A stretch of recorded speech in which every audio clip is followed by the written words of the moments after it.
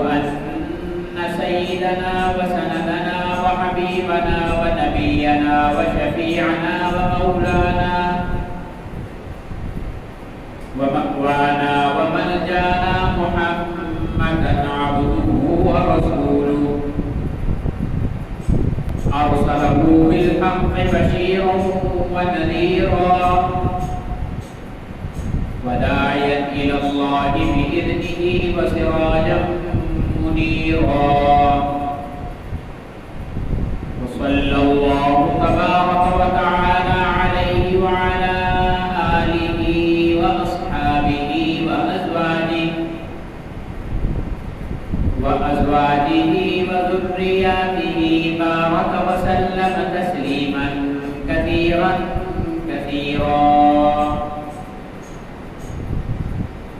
أما بعد فأعوذ بالله من الشيطان الرجيم بسم الله الرحمن الرحيم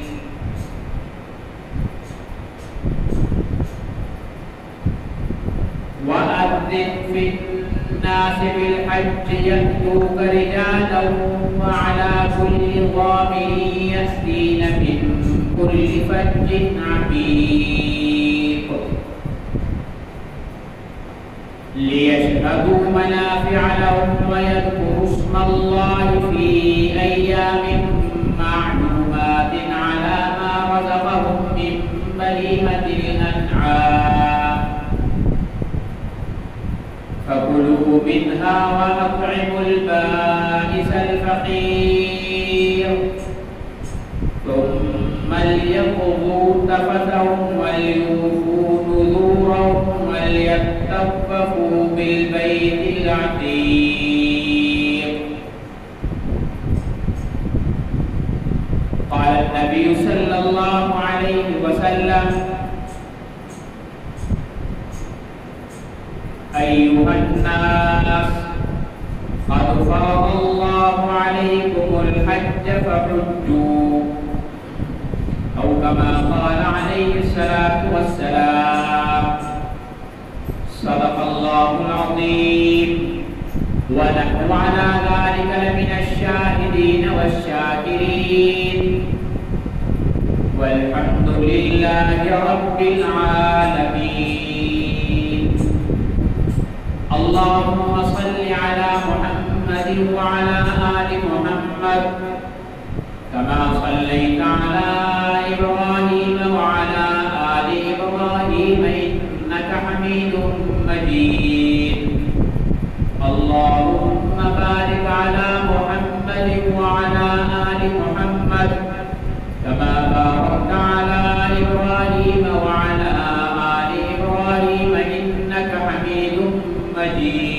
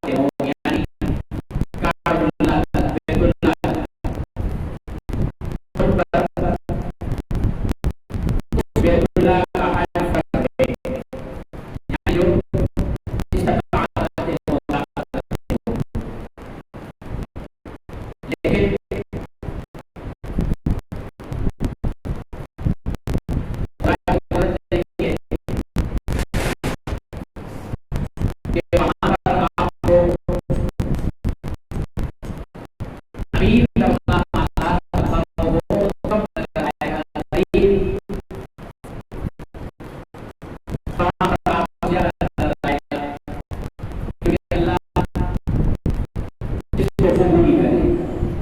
اللہ کے ہاں قبولیت شرط ہے تو اللہ جس کو قبول فرما لے تو وہ اس کے لیے کوئی مسئلہ نہیں ہے، پھر اس کے لیے اسباب بھی بن جاتے ہیں. ٹھیک ہے، اور وہ مزے مزے کے ساتھ وہاں پر جناب کعبۃ اللہ کا طواف کر رہا ہے، صفا مروہ کی سعی بھی کر رہا ہے، حتیم میں نوافل ادا کر رہا ہے، مقام ابراہیم پر نوافل ادا کر رہا ہے، روضہ رسول کی زیارت کر رہا ہے، مسجد نبوی میں، مسجد حرام میں نمازیں پڑھ. تو یہ تو ہر ایک کے بس کی بات نہیں ہے. ٹھیک ہے، اس کو اللہ لے جائے. حدیث مبارک میں ہے کہ حضرت ابو ہریرہ رضی اللہ تعالی عنہ روایت کرتے ہیں کہ رسول اللہ صلی اللہ علیہ وسلم نے ہمیں خطبہ دیا اور آپ نے فرمایا، اے لوگوں، اللہ نے تم پر حج فرض کیا ہے، اس لیے تم حج کرو. حج فرض کیا ہے تم حج کرو. زندگی میں حج ایک دفعہ فرض ہے، ایک حج کر لیا فرض ہے، فرض پورا ہو گیا. نماز 5 وقت کی فرض ہے.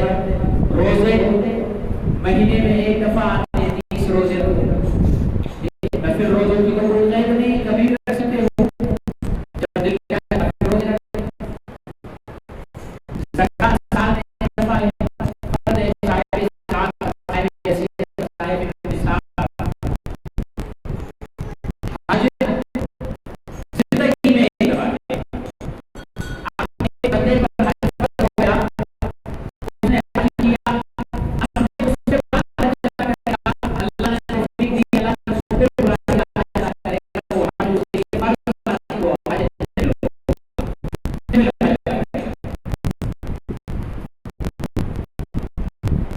اور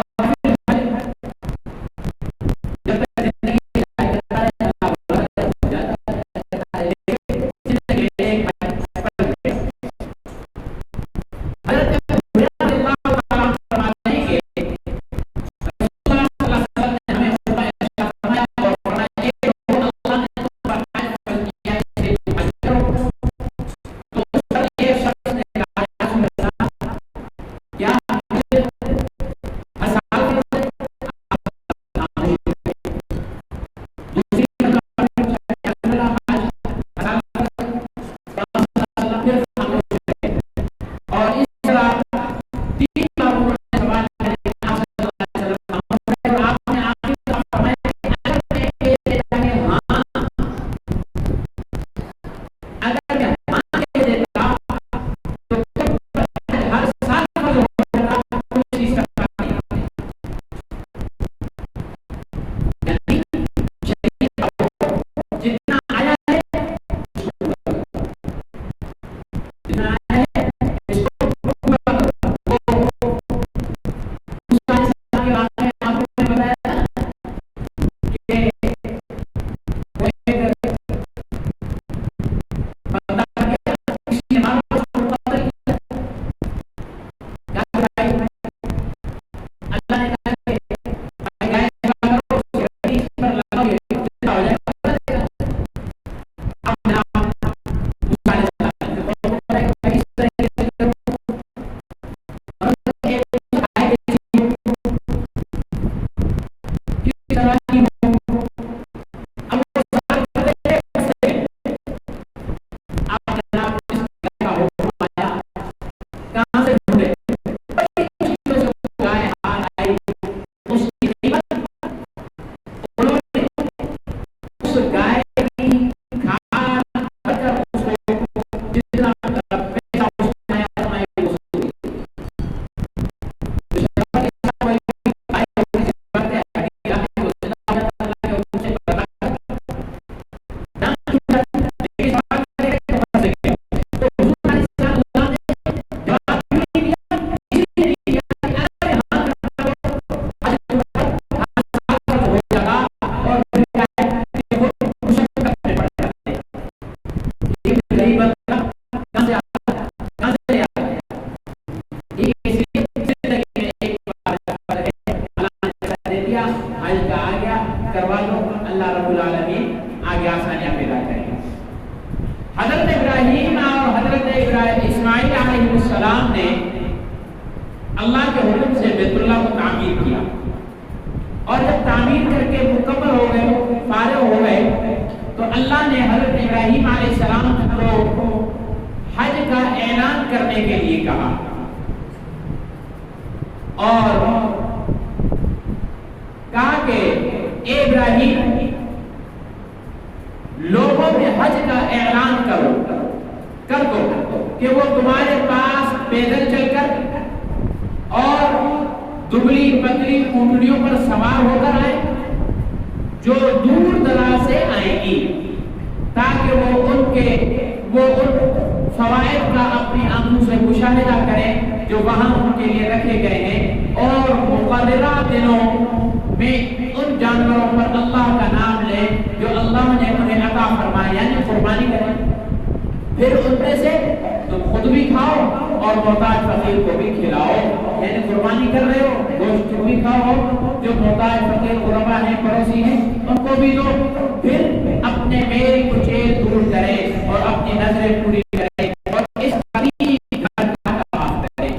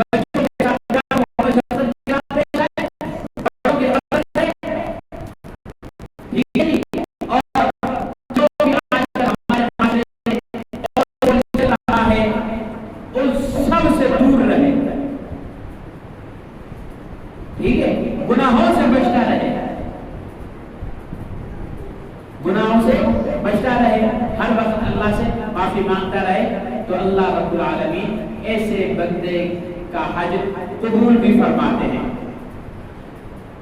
حضرت ابو ہریرہ رضی اللہ تعالیٰ عنہ سے روایت ہے کہ رسول اللہ صلی اللہ علیہ وسلم نے فرمایا جس نے حج کیا اور پھر اس دوران نہ اس نے بے حیائی کی بات کی نہ نافرمانی کی تو اس کے سابقہ تمام گناہ معاف کر دیے جاتے ہیں۔ جب شرط لگائیے حج کر کے آئے ہیں، نہ بے حیائی کی اور نہ نافرمانی کی تو اس کے سابقہ تمام گناہ معاف ہو جاتے ہیں۔ جناب حج تو کر کے آ گیا، وہ ایک صاحب تھے حج کر کے آئے، کسی کے پاس ان کا ادھار کھاتا تھا، اس کا نام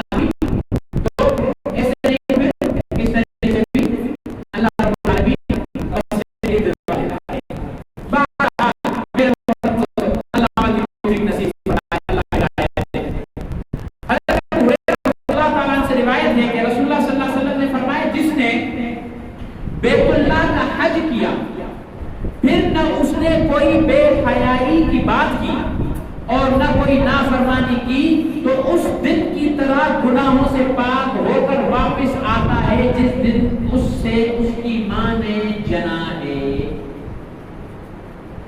یہ بچہ ہوتا ہے نا، بچہ دنیا میں آتا ہے، کوئی گناہ نہیں ہوتا، ٹھیک ہے، بالکل صاف پاک صاف.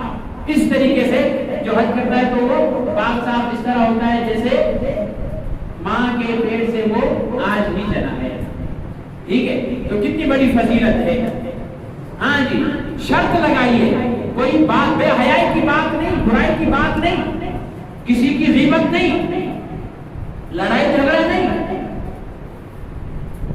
ٹھیک ہے، دو نمبری نہیں، فراڈ دھوکہ منافقت نہیں، ٹھیک ہے نا. ان سب چیزوں سے صحیح معنی میں عمل کرے گا تو اس کا اس طریقے سے کہ اللہ رب العالمین نے اس کے گناہ معاف کر کے جیسے ماں کے پیٹ سے حضرت ابو ہریرہ رضی اللہ تعالیٰ عنہ سے روایت ہے، رسول اللہ صلی اللہ علیہ وسلم نے فرمایا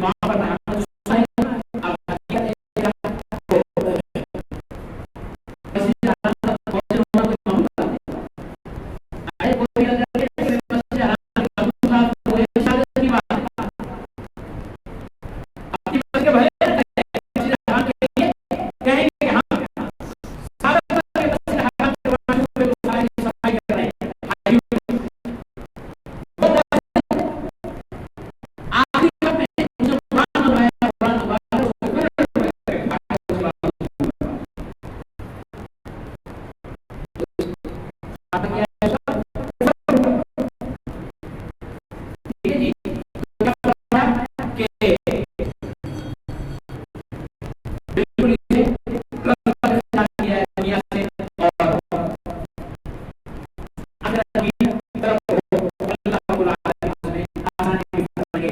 جو دنیا سے ہٹے ہوئے آپ ان کو زندگی ہوگی جو بالکل ایسے ہو گئے کہ محبت پورے سے ختم ہو گئی بس اللہ وہ اللہ والا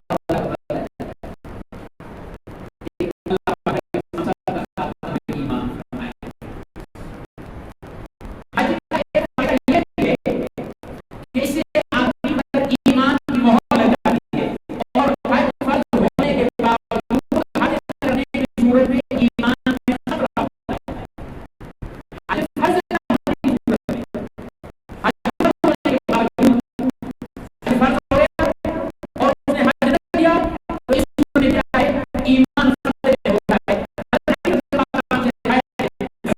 اللہ صلی اللہ علیہ وسلم نے فرمایا جس آدمی کے پاس صفت اور سواری موجود ہو جو اس سے بیت اللہ تک پہنچا دے اس کے باوجود وہ حج نہ کرے تو کوئی فرق نہیں پڑتا کہ وہ یہودی ہو کر کرے یا عیسائی ہو کر کرے. کتنی بڑی بھائی ہے حج خرچ بھی ہے سفر خرچ بھی ہے اتنا بھی ہے جتنے دن کے لیے جا رہے ہیں پیچھے بات کو لے کے جا رہا ہے اس کے باوجود بھی وہ حج نہ کرے تو پیغمبر اسلام صلی اللہ علیہ وسلم نے فرمایا کوئی فرق نہیں پڑتا وہ یہودی ہو کر کرے یا عیسائی ہو کر کرے. تو حج ہو جائے سب سے پہلے حج ادا کرنا ہے. اچھا حج کا ایک اور فائدہ یہ بھی ہے کہ اس کی برکت سے اس کی برکت سے رزق میں برکت ہوتی ہے اور گندگی دور ہو جاتی ہے. ایک حدیث میں ہے حضرت عبداللہ بن مسعود رضی اللہ تعالیٰ عنہ سے روایت ہے رسول اللہ صلی اللہ علیہ وسلم نے فرمایا پیٹ در پہ حج اور عمرہ کیا کرو. پیٹ در پہ یعنی حج کیا اللہ نے تو فری کر دیا عمرہ کیا اللہ نے تو فری کر دیا کیونکہ یہ دونوں فقر اور گناہوں کو اس طرح دور کر دیتے ہیں جیسے آگ کی بھٹی لوہے اور سونا چاندی سے بے کچیل کو دور کر دیتی ہے. جو انسان کے اندر بے کچیل بھرا ہوا ہوگا تو پیٹ در پہ حج کرنے اور عمرہ کرنے سے یہ بے کچیل سارے کا سارا دور ہو جائے گا. اس کے علاوہ حج میں بہت سے نیکی اور دنیا ظاہری اور باطنی ایمانی اور روحانی فوائد ہیں جن کا اندازہ وہی جا کر کیا جا سکتا ہے اور وہاں جا کر کسی نہیں دیکھا معلوم ہو سکتا ہے کہ بھائی کیا فوائد ہے کیا نہیں. فرمایا یشهدوا منافع لهم وہاں اللہ تعالیٰ نے ان کے جو منافع اور فوائد رکھے ہیں وہ وہاں جا کر ان کا مشاہدہ کریں. حج کی شرائط کیا ہے؟ دو شرطیں ہیں حج کے فرض ہونے کی.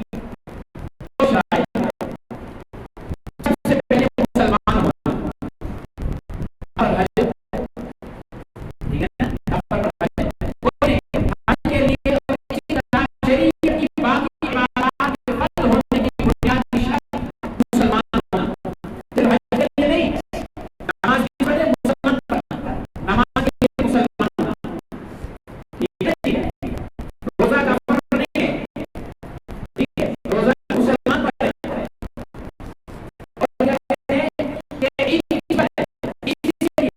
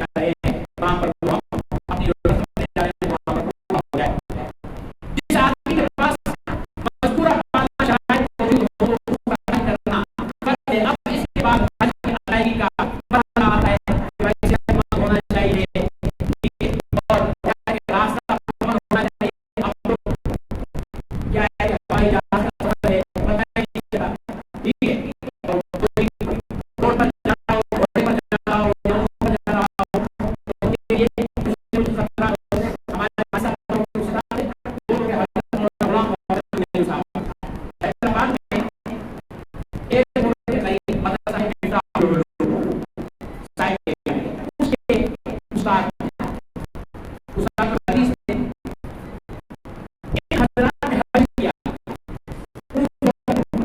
چھ مہینے رہتے تھے وہ بات بولتے تھے.